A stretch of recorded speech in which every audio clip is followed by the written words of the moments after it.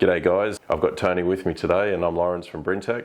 So we've started a new channel that we're going to add onto our main Brintech channel on YouTube, which is called Now We're Torquin.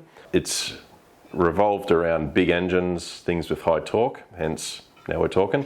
A few of the engines that we hope to show you guys that I'm sort of collecting on the side here, and nothing to do with BMWs, some diesels such as some Detroit 2-stroke diesel V8s, and I've already got a Caterpillar V8 diesel engine here, and I've gone and bought myself a C15 Cat engine, and I've got a radial aircraft engine outside.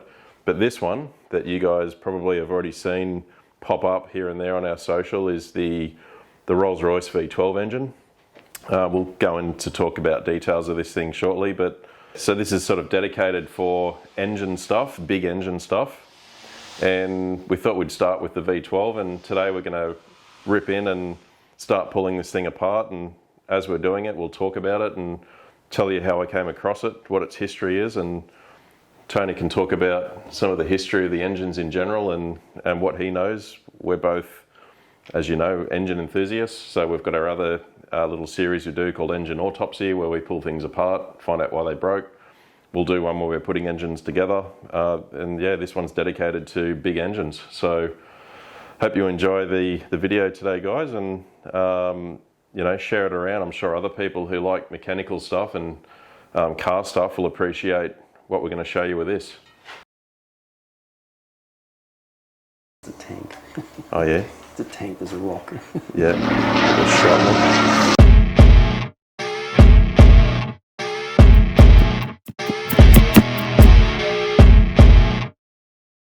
All right, so what do we got, Tony? Run us through some details of this one. And All right, Rolls-Royce Meteor is its designation. So it was designed, and it's a derivative of the famous Rolls-Royce Merlin 3 engine. I tried to get a Merlin engine, but there's not too many around, but I'm not going to give up yet. No, I think this is the closest thing. But yeah. So Meteor, that's the tank version. Yes, this is the armoured vehicle version of the famous aircraft engine that powered the Spitfires and Lancasters and Mosquitoes during World War II, and probably some others as well. So it's V12, 60-degree V angle, 5.4-inch bore, 6-inch stroke. It's 27 litres in capacity. That's in imperial. It's 1,649 cubic inches. That's pretty big if you compare a 5-litre engine, which is about 304 cubic inches. 1,649. So 5 or 6 times bigger in capacity. Yeah, than a 5-litre engine. Yep. Low compression ratio of 6:1 to run on all kinds of rubbish fuel they'd find in the field. 6:1. So that's like almost half of what a normal combustion engine would. Like 10-to-1's a pretty. Yeah, that's right. An aircraft engine typically runs on a higher octane fuel, but being an armoured vehicle, they just have to, I guess, scrounge around for whatever fuel they could get. Right. They used to call it pool fuel, I think, during the war. That was the British. So it just could be a mix of a bit of diesel with a bit of fuel and kerosene. Okay. Yep. It'll run. Yeah. Right. 600 horsepower at 2,500 RPM, so it's not real high RPM, but you don't need it. Here's the impressive figure: 1,450 pounds of torque. Wow. At 1,500 RPM. Okay, not bad for a petrol engine. Yeah, that's because the diesels are what you need to really pull that sort of torque. Yeah, that's right. Yeah, but in those days, you know, a compact, lightweight diesel wasn't as readily available, so I think that's why they used it. And this is naturally aspirated, this engine, isn't it? So there's no superchargers on this. There's obviously no turbos on it. And that's the difference between this and the Merlin. The Merlin had a 2 and a first and second stage supercharger. Yeah. Then they come out with a 2-stage supercharging. So with the 2-stage supercharger, with the pilot reached an altitude of about 14,000 feet, so I read, they engaged the second speed to speed the supercharger up, because as the air gets thinner, you need more speed on the supercharger. That's just keeping the air-fuel ratio the same, depending on where the aircraft is. So that's the key to achieving power at altitude, is more air, because the air's thinner, you still need to get the same amount of air in the cylinder if you're going to produce power. So. And what power did they make roughly? I mean, we haven't got the Merlin stuff on that page. But Originally they were sort of 1,300 to 1,500, but it kept on getting better. And then when the Allison and the Griffin versions came out of that engine, which were derivatives, I think the Griffin was another 10 litres. It ended up 37 litre. I've heard about that. Yeah. Okay. So, but all from the original design of the Merlin. Yeah. There were earlier V12 designs that Rolls-Royce came out. What was the aircraft before the Lancaster that was a disaster? The Wellington, yeah. No, there was another one. There was a few. It had a few. Wellingtons weren't that bad. The engines kept fusing and melting, overheating, and it was a disaster. The aircraft actually would just fall out of the sky from the engine failure. I think more pilots died trying to take off in than actually were lost in combat. So this is the good engine then. Could have been the Hampton, maybe? I can't remember. Possibly, yeah. Yep. Okay. We'll check. Yeah, we'll have to check that because we're very interested in why this engine is so reliable and used for so many years in so many Defence Force machinery. Well, this was developed for the newly being designed the Chamberlain tank in 41, 42 apparently. That was going to be the new main battle tank that the British Army had at the time. There was a bit of a controversy at the time, not controversy, but there was a choice to be made. The Americans wanted to push they had a Ford V8 engine of about 500 horsepower that was being developed, but it had a lot of teething problems, and so it was designated not suitable for armoured vehicles at the time, whereas this one was already a runner and up and going. And this was jointly designed and developed with Leyland/Rover. Oh, okay. So very much a British design. I heard actually that, I don't know if this is true or not, or I read it somewhere, that a lot of takeoffs from the aircraft, because they had to get pilots in quickly and they had to ramp up their production and volume to keep up with the Germans, a lot of them would crash on takeoff because they're just inexperienced. So they'd salvage the engines, but they weren't airworthy again because they'd been in a crash, but still okay. So then they thought, oh, well, let's unbolt the supercharger and the step-up drive for the prop and put it in the tank, and they went, this is too good, and they started just at the production line fanning them off for tanks. Is that how it came about? Or? Some of it, but obviously in a time like that, you've got to be as resourceful as possible. Yeah. Use everything you've got. Yeah. The other things they were doing were that castings that were production castings that weren't suitable for the aircraft engines were then, but still suitable for a tank, for example, were used. Okay. So they'd still be new parts, but deemed unsuitable because there was some flaw that wouldn't pass the aircraft standards. Okay. So they would use them in the tank engines. Well, come in, guys, and have a look. I'm going to quickly explain how I came across this and why it sort of adds a little bit of character to the story. So you can see all this dark brown muck on this engine compared to the valve cover here. This has all been washed off, and that's the original paint. This brown stuff here is like if you have a look, I can scratch that away, and you'll see that it's the same colour paint underneath on everything. And this is like a wax, so it's a preservative wax. And I was told from the seller that I got this from down in Victoria in Australia here, that this was rebuilt by the Defence Force in 1951. So that's 71 years ago this year.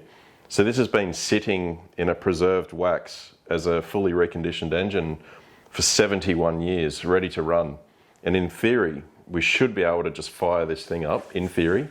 I don't think they meant for it to sit around for 71 years before it was reused, but we've had the valve cover off, and we'll pull it off in a minute and show you what's underneath. This wax, when the engine heats up, or if you were to start it, it starts to melt like a syrup and then becomes an oil. Well, we're assuming that because we can't see them carrying out a deep preservation process in the field. If a tank has a failed engine and needs to be recovered in the field, in other words, the engine changed, we can't see them bringing one out of storage, deep preserving in the field. Well, especially with what we see under here. So why don't we pull this off now and have a look.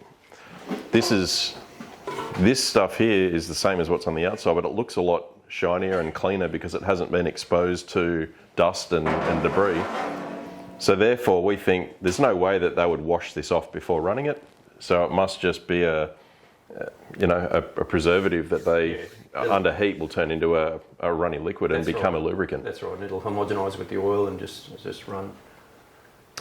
But part of the journey on this is we're going to pull it apart. So we assume it's ready to run, but we're going to pull it down. We're going to go through all the parts. We're going to measure, check and learn and enjoy and do all the things that you should do if you've got one of these engines at your access. So today we're concerned about perishable parts. After 71 years, for example, there's probably some rubber O-rings at the bottom seal on the liners, for example.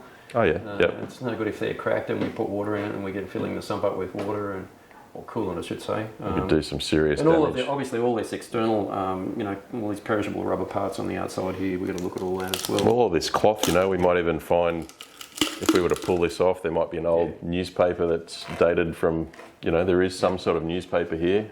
We might try and read that. And horse racing. Oh yeah, it's in pounds. There's some pound on it. Like 1942. What happened in 1942? We can read about that. probably later, but yeah. So we'll have a look. It's going to be pretty interesting once we do start to get it apart, because this engine, unlike most modern engines, has the old terms are used here for real. We have a crankcase where the crank is. We have a cylinder block where the cylinders are, and they're separate components. Whereas all modern engines, this is all cast to integral as one piece. So the cylinder case comes off separately to the crankcase. Each cylinder head is one piece and it comes off. The connecting rods in this engine are a fork and blade arrangement, and we'll show you that once we get to that stage later on in a subsequent video. And that's a really interesting design as well. So I've worked on engines with fork and blade design before, so I'll explain the principle behind that as well. Once we get the valley off here, we'll be able to see the two huge updraft carburetors that apparently are sitting under here. I want to see the size of the butterflies on these. I think there's definitely something there, so I think so this is pretty complete. Dual throat carbies, and I'm expecting to see sort of 2 or 3 inch butterflies in there as well. So that's going to be something interesting too. Oh, another interesting point here. Have a look here, magneto. So this uses basically the exact ignition system as the aircraft version. We've got 2 magnetos driven off the free end of the engine here. This is the water pump at this end. Each magneto drives a separate set of plugs. So this magneto drives the exhaust side plugs, and you can see this this hose here is feeding to the other bank, and then it tees off here and flows up here. These are the spark plug leads here. So these are firing all of the exhaust side spark plugs. There's 2 spark plugs per cylinder, one on the inlet side, one on the exhaust.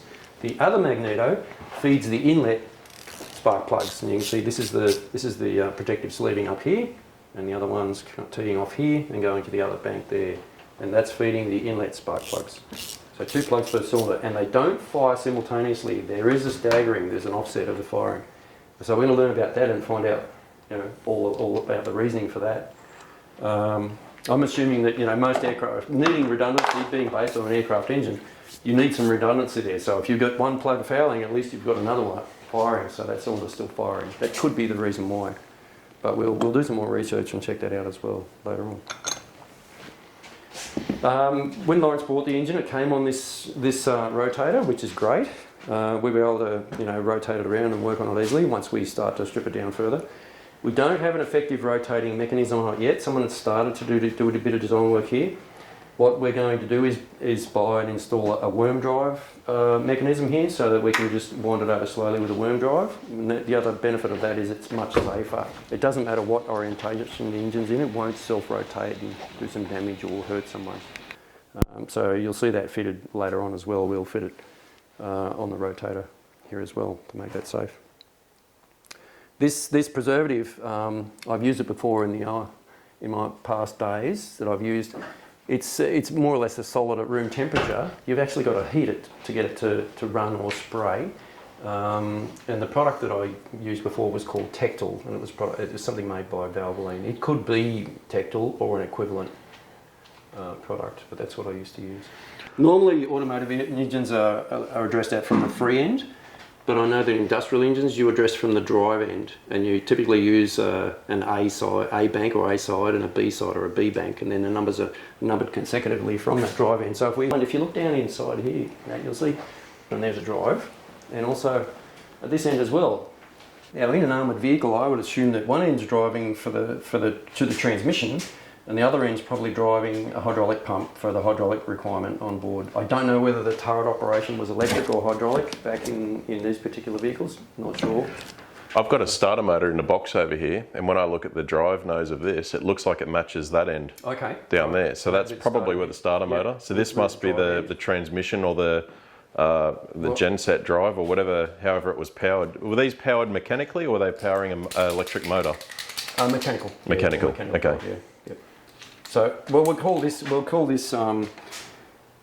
one here A side here, and we'll call this side B side. Okay. So this is our drive side, and we'll just refer to the cylinders as they're going up there. You can see a heap of reference numbers that have been stamped in this cylinder head here.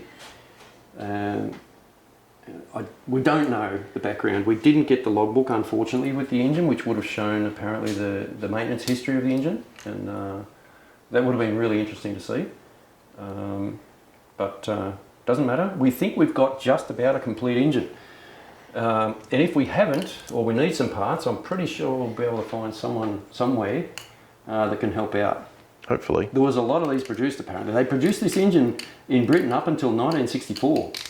So it started in 41 to 64. So I think there would be quite a few around, and I'm sure there's some enthusiasts that would be interested and be able to help. Well, yeah, if anyone who knows about these engines or has parts or wants to join us on the adventure, in the comments, send us a message. However you like to reach out, we'll be all ears. Let's pull one of these covers off and have a look and see what's underneath. So I've just taken, they're all held on with some tubes and nuts. It's obviously just rough and ready for general protection, but I've taken those off.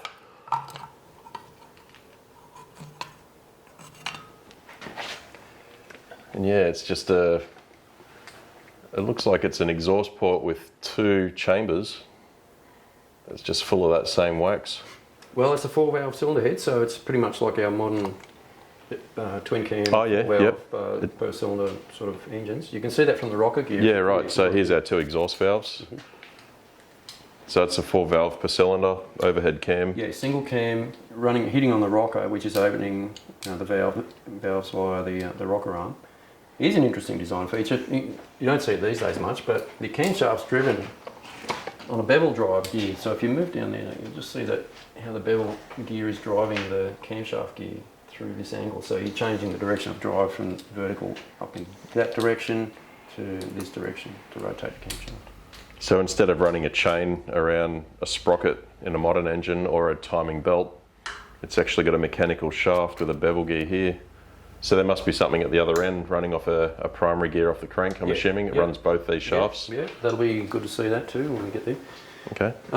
Here's another thing that's typical that I'm really impressed with when you see old engines, like all these, what they call castle nuts. You can see they're all castle shaped at the top. There's a split pin through there, each one of them, to stop them coming loose on their own through vibration and harmonics. So there's castle nuts everywhere through this engine. You never see that on modern engines. No. So the time alone just to get one of these engines apart and together is the appreciation of what this thing is It's amazing how they did so many so quickly in the time for the war, isn't it? Yeah, you know, the amount of hard work just to make this before you even go into battle. So it's the war effort that they call it. You can see where that comes from. Yeah. And it's famous. The Rolls-Royce name is famous. You know, it's funny. We do a lot of BMW work. Rolls-Royce is owned now. The car business is owned by BMW. Yep. There's several different divisions of Rolls-Royce, but it's just a coincidence that we come across with the Rolls-Royce engine. Oh well, it fits in here well, then, doesn't it? Yeah. All right. Well, shall we start pulling some bits off it? And this is going to be a big job. I think we're going to be quite a few episodes in just pulling this thing apart. All right, let's get into it.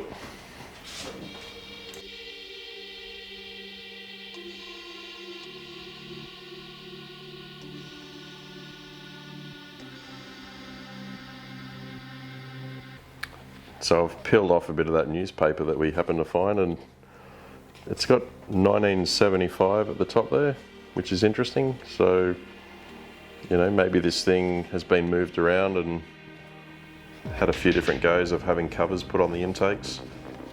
Who knows, but that might have to go into a little frame and be hung up on the wall behind it. Olympic park dogs tonight. I'd say those dogs are long gone.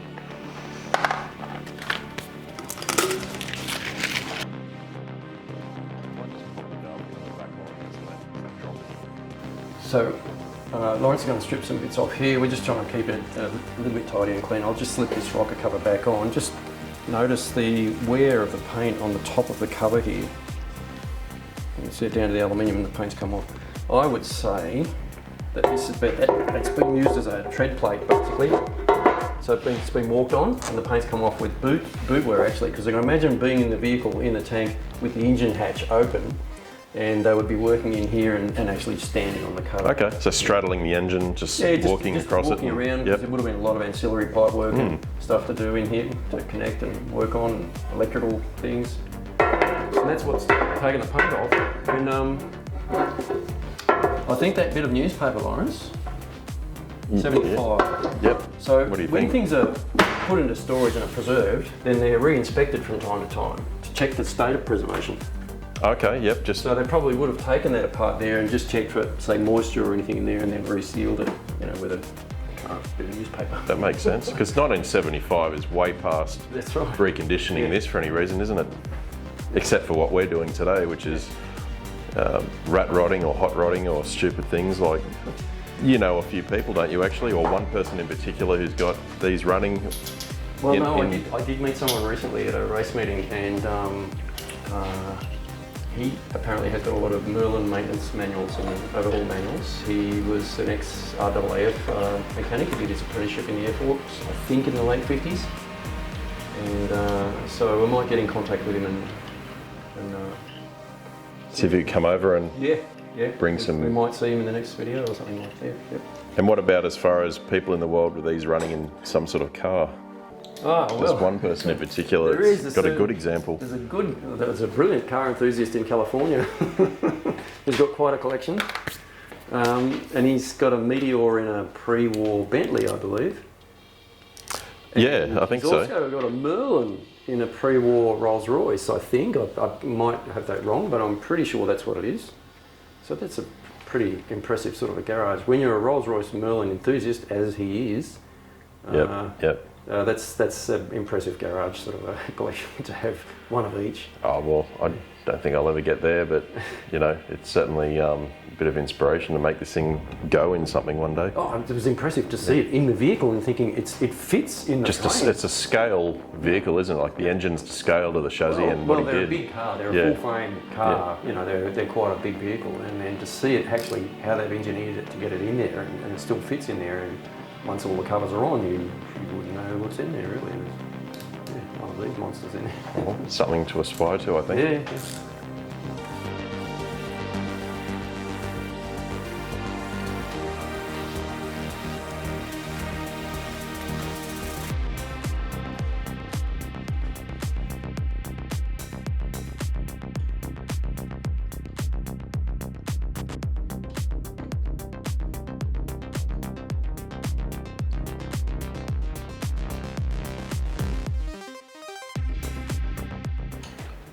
It looks pretty clean in there still. Nice shiny metal and no debris. So it's done its job. Looks like a bit of some original engine oil in there. So this is a, what have we got here? So we've got some sort of not dry sump, but oil accumulator system going on here, or is this a filter, or what do you think this is? It looks like a filter arrangement. Yeah, because of maintenance issues, because in the vehicle, you need something accessible easily to service with. So from the bottom, you're going to drain, and from the top, you'll be able to service the filter. So if we undo these 5 bolts here, this cap looks like it comes off, and there could be a cartridge in there or something. Okay, yep. It's quite a heavy, large component. You can understand. You hear the brushes.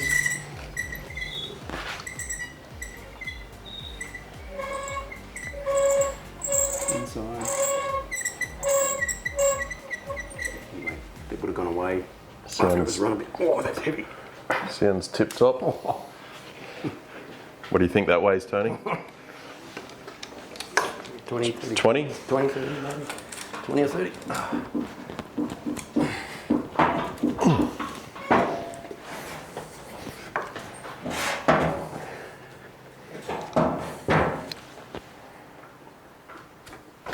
There we go.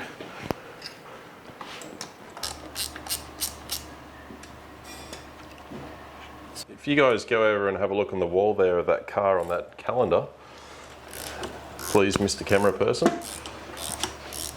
Now that's obviously the newest Ford GT, which is a pretty cool car. But if we go back to the original Ford GT in the 60s, the one that the British built, and GT40. Sorry, GT40. Of course. The 40 refers to the roof line height. 40 inches off the ground to the roof, yeah. One of the lowest cars at the time, I think. Yeah.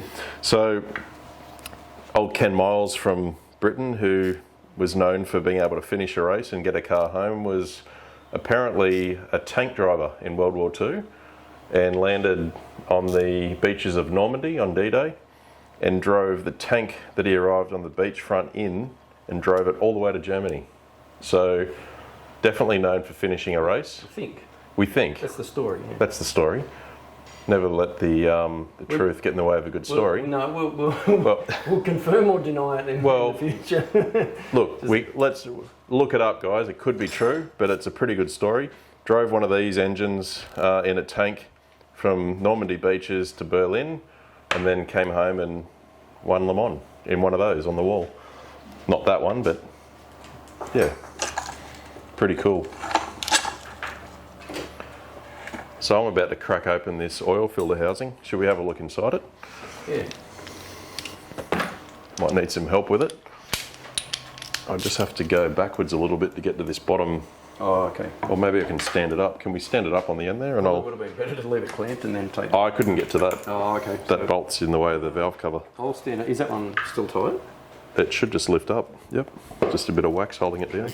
Is it tight? Yes. It's not that tight though. Okay. You'll be able to. Oh, maybe it's not that one. Yep, that's it.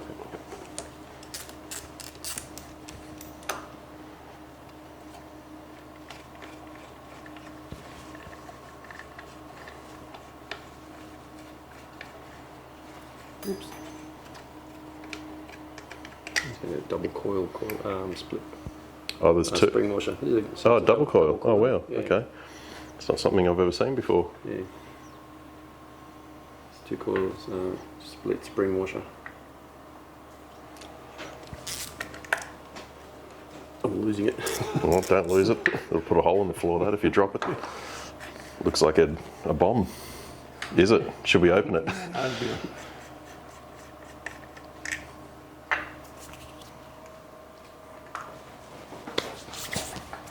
Oh, got another one here. Back. Camouflage between the fittings. Oh, yeah. I think it's loose. Yeah, I got that one. This ring's coming down. Oh, Yeah. okay. Yep. That's floating up on its own. There's a spring pushing that Yeah, up. that's definitely an oil filter. That's full of oil too. There you go. We should get an analysis done. Wow. Do you reckon there's any copper in this one? That might, the lid's coming sort of, yeah, that's it. If you just reel that off, that'll lift up. That's heavy. Yep. That's about 10 kilos, I reckon. Solid stuff. Right, I've got to put it out of cover on it. That is heavy. That's full of oil. Is it?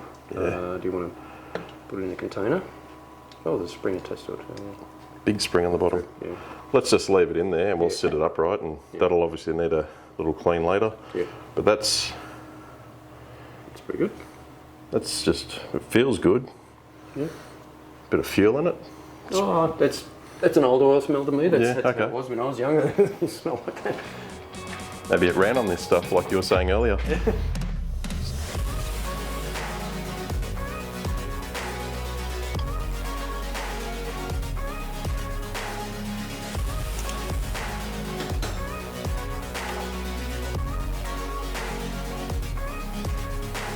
I noticed that all the hose clamps on these have got round heads, so you can't go throwing a socket on it.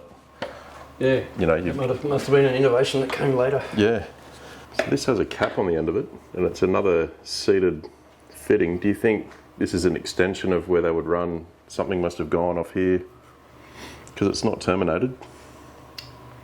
Well, I've got a connection, same pipe work here, down into this housing here. Now, I'm thinking that this is part of a water manifold here.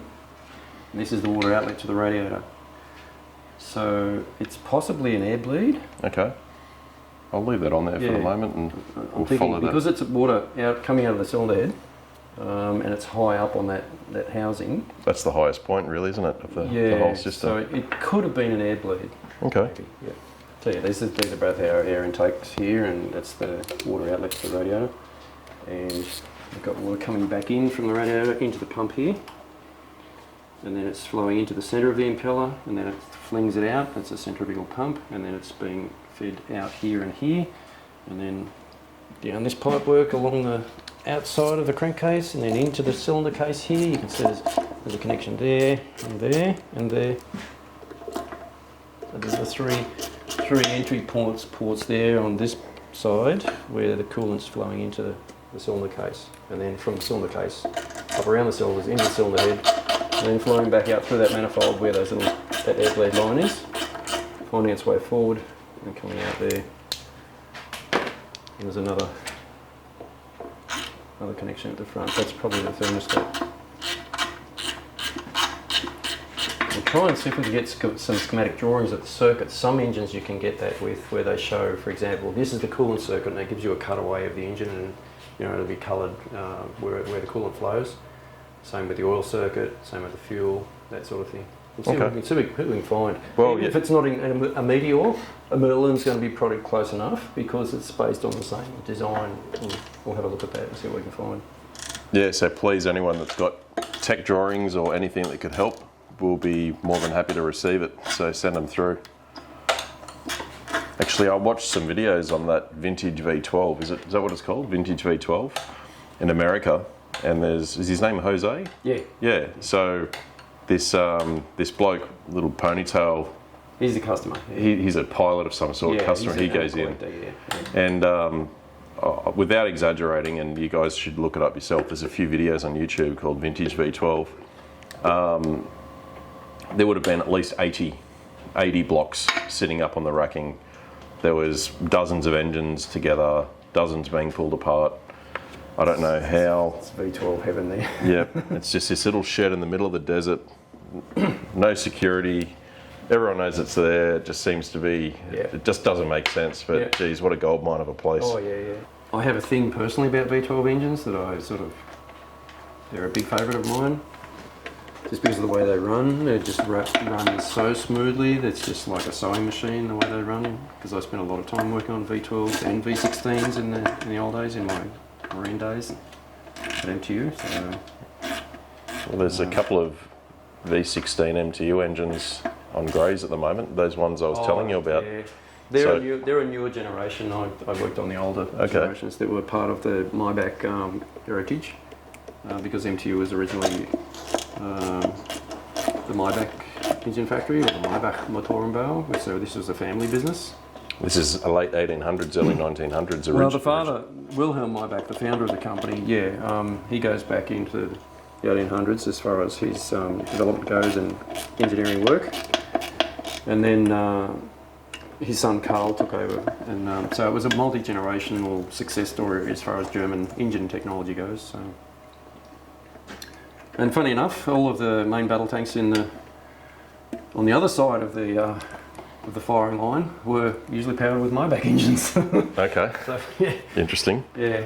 We're only interested in the technical side, really, not the conflict. But yeah, the Maybach stuff was on the other side. So the Tigers and the Panthers and all those kinds of things, the half tracks.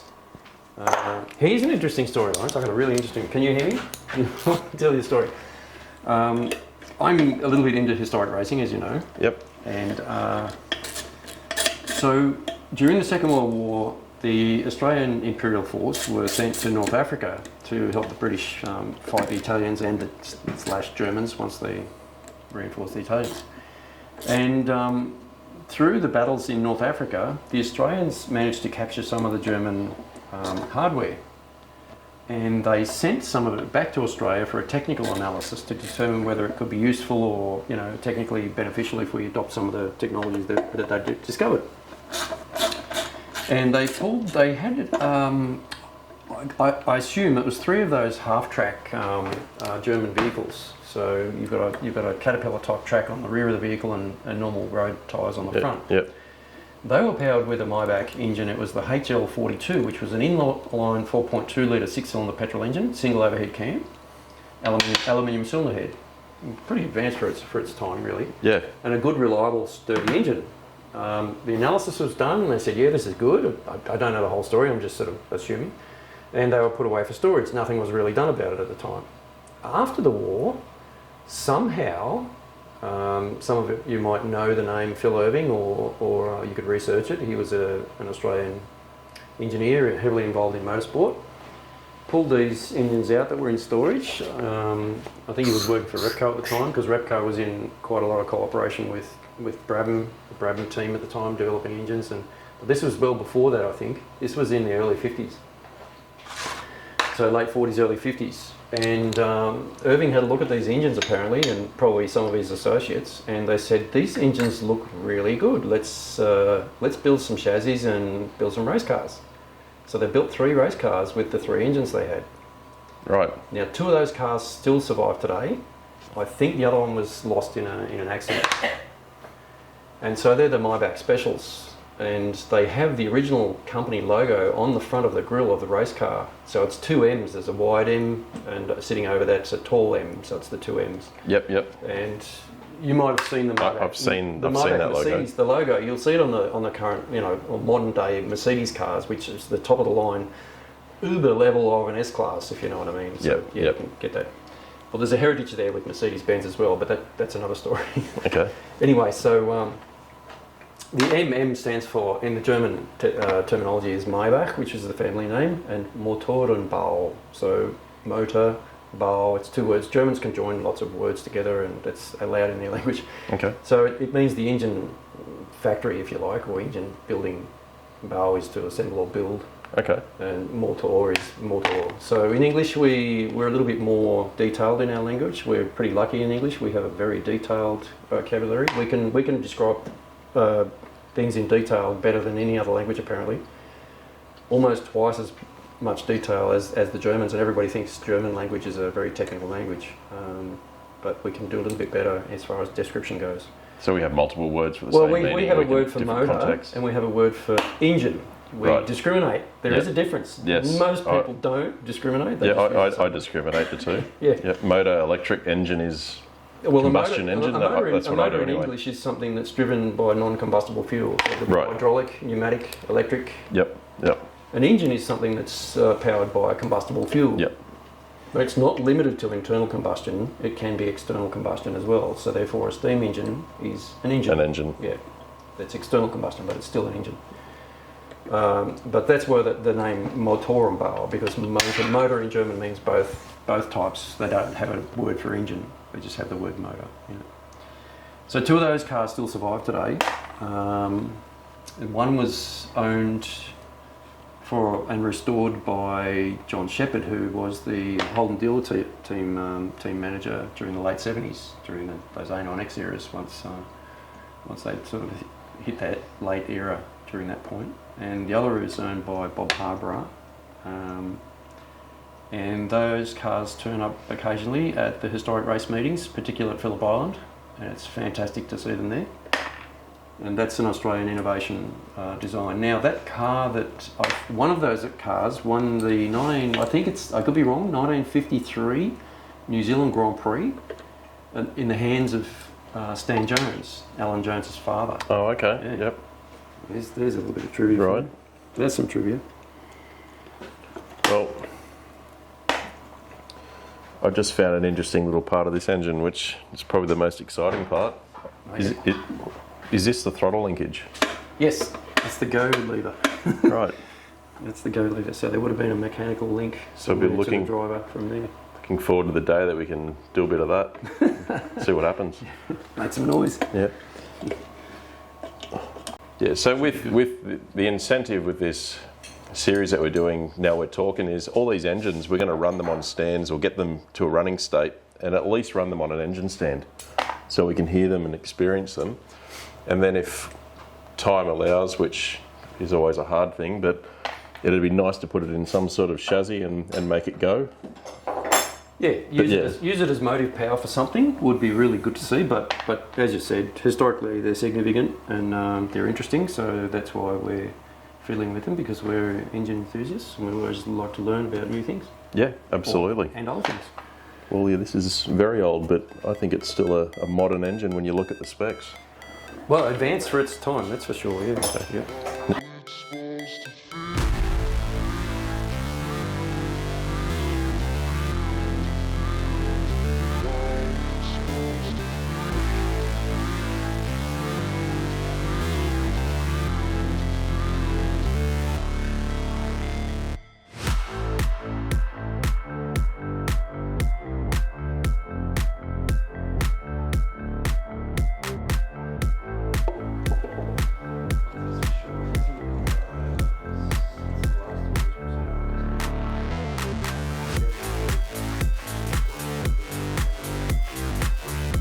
for a thermostat housing.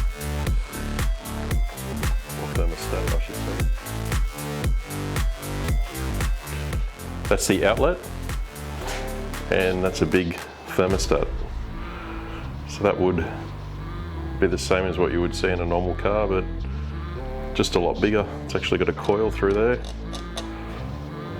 but the heat must activate the plunger inside.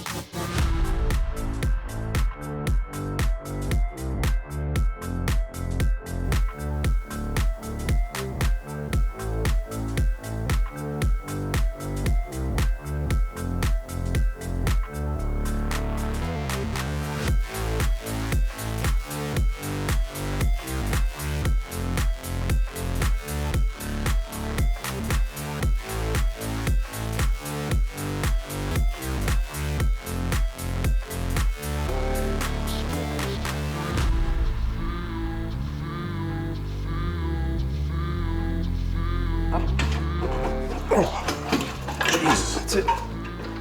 Okay, just sit it on the valve gear gently. That's legitimately the first attempt of pulling that out, so we weren't talking because we thought it wouldn't work. All right, you right? Get down. Yep. Righto. Okay, come around here, guys, and have a look at this.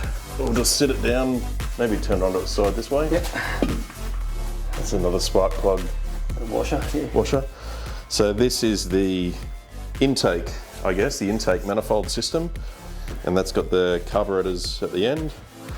These were the intake tubes that you saw me popping off before that were on here, so that's the air going in.